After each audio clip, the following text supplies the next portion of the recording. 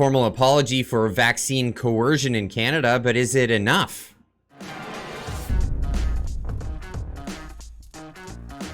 Danielle Smith, it appears to be the first to make an actual formal apology on behalf of her government in regards to vaccine coercion. Danielle Smith, Premier of Alberta, Canada, has issued an apology for the crimes committed by her government during the pandemic for anyone who was inappropriately subjected to discrimination as a result of the vaccine status. I'm deeply sorry, she says. Now, here are the words that she had to say. The community that faced the most restrictions on their freedoms in the last year were those who made a choice not to be vaccinated. I don't think I've ever experienced a situation in my lifetime where a person was fired from their job, or not allowed to watch their kids play hockey, or not allowed to go visit a loved one in long-term care or hospital, or not allowed to go get on a plane to either go across the country to see family or even travel across the border.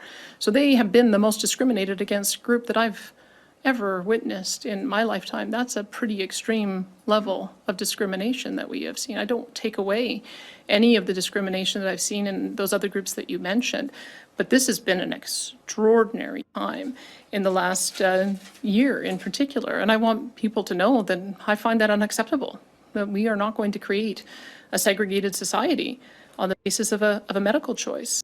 Unfortunately, that's what happened in Canada. It's what happened in a lot of other countries as well, but very severely in Canada. Now, other people saying too little, too late. I don't know. An apology without accountability is meaningless. Other people saying no amnesty and showing footage of Nuremberg, of course, at the same time. Now, Danielle Smith is no stranger to these words, actually. This is her in 2022 talking about the same thing. During your campaign, you said that not only would you issue an apology to those prosecuted during COVID restrictions, but you would also grant them amnesty. When can we expect those apologies? I can apologize right now. I'm deeply sorry for anyone who was inappropriately subjected to discrimination as a result of their vaccine status. I'm deeply sorry for any government employee that was fired from their job because of their vaccine status, and I welcome them back if they want to come back. So, and then it goes into the clip that I just showed you moments ago, and again, she, even before all of this, she was being railed on by media in Canada for having the same position back then, but only, in this article, they're railing on her for that position. In a surfaced video, Danielle Smith says the vaccinated fell for the charms of the tyrant, referring to clankety clank mustache guy, who we're talking about.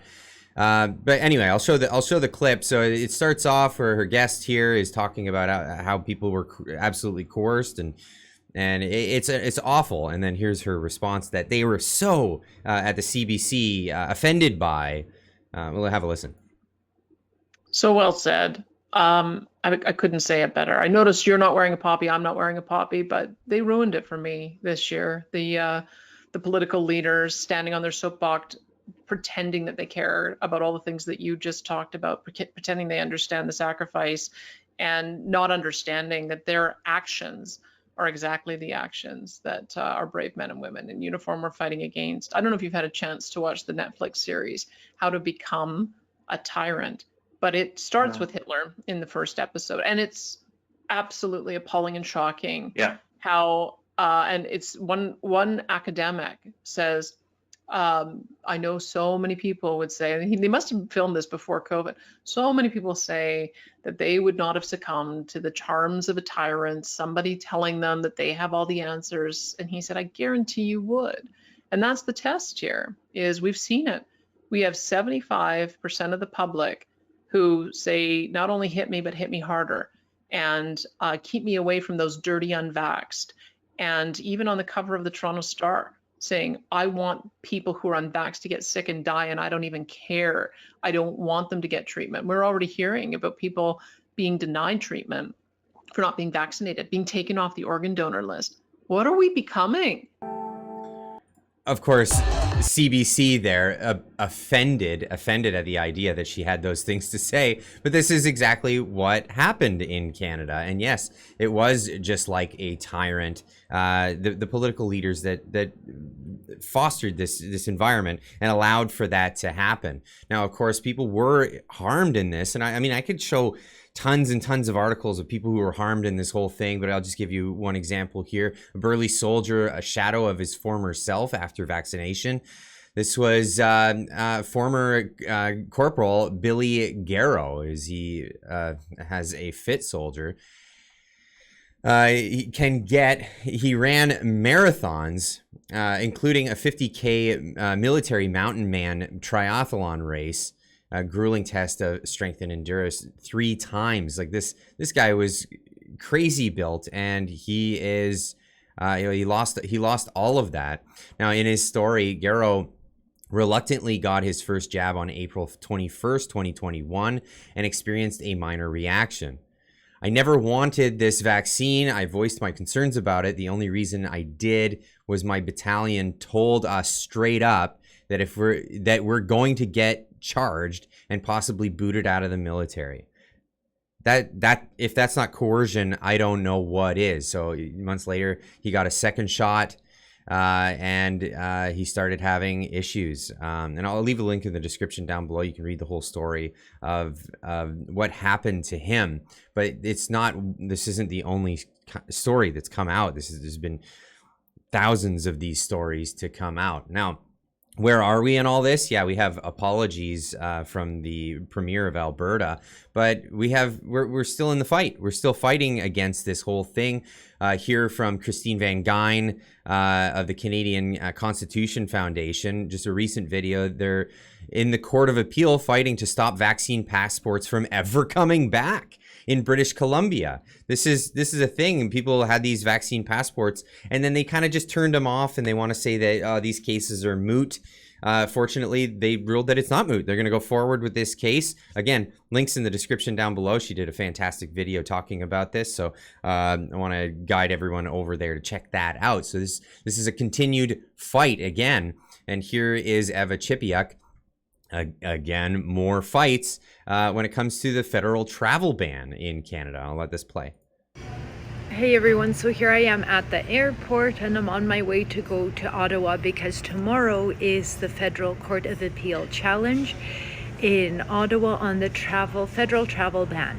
So we did a Twitter space not too long ago, and just a reminder that this application was made in January of 2022, and cross-examinations took place throughout the whole summer. And then, as we all likely know, the government suspended the travel mandate in June of 2022, and then it applied to the federal court to have the whole lawsuit struck as a moot, and that is what happened at the first level of federal court.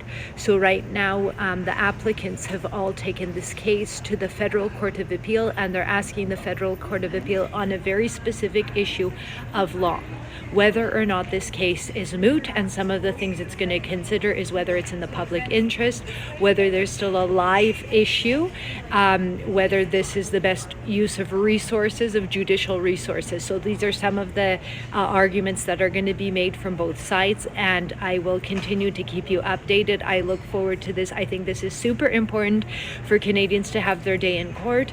And of course, you could log on, find information via my page, via the Institute for Freedom and Justice, who is supporting one of the applications. And let's hold our government to account.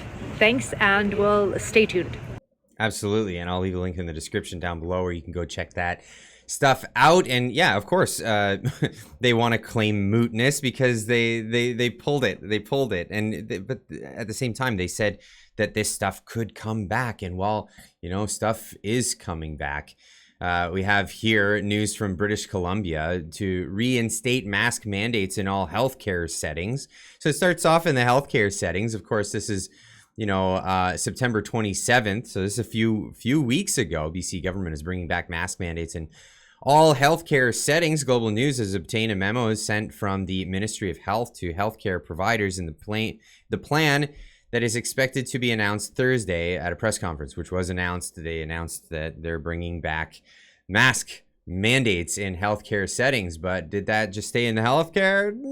Nope, of course not. Ryan Garrettson on Twitter showing that they're already playing the mask game again, and this is from just recently. So this is them ramping it up, of course. But this is the deal. In British Columbia, we are the last province to still have the vaccine mandates for healthcare workers. We're far beyond this. Every other province, I believe, every other province has lifted these mandates, but no, we still have them in British Columbia. British Columbia is one of the few provinces to maintain the requirement for publicly employed healthcare professionals to be vaccinated against the virus, though it dropped the requirement for other public employees. So it doesn't matter where else you work. It's only healthcare workers at this point that are still subjected to this. And it's just crazy to me. What if you changed your mind and you wanted to get it? Do you think any of those previous ones would help you at all anyway? They're for their strains of virus that don't even exist anymore. Everything's moved on, and what are you gonna do? You're gonna take those old ones from back then? Yeah, it's just ridiculous. And so are these rules. So let's see where it goes from here. We're looking at a case where, we've seen an apology, but we've seen an apology from a premier of Alberta who's already been apologetic for all of this for some time. And it's great to see the formality of it, a public official coming out and apologizing for this. But let's see it across the board. I would like to see it in more places. And even if it happened in more places, really, is anyone going to be accepting of an apology if there's no accountability? I'll leave that one with you guys. Leave a comment in the comment section down below. Let me know what you think, and we'll see you in the next one. Keep on trucking.